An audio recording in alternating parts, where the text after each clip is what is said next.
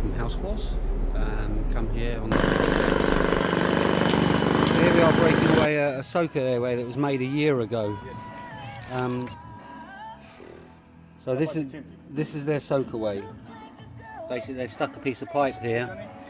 The shower water comes here, and that's what they call their Soakaway. I mean, that is, and we're not even, what's this, 40 centimeters? That's incredible. We'll show you how we're going to do it when we've got a deeper hole. Okay, this is a Soakaway core water box that we're using. What you can see, basically, it's an empty box. So we're now going to wrap this and stick it in a hole.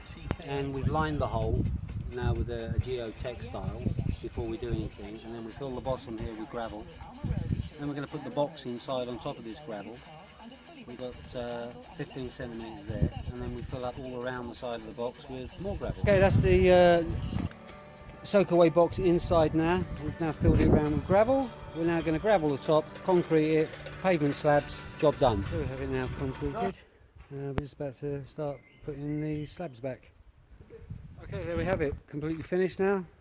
Complete Soakaway for an urbanisation pool shower, finished.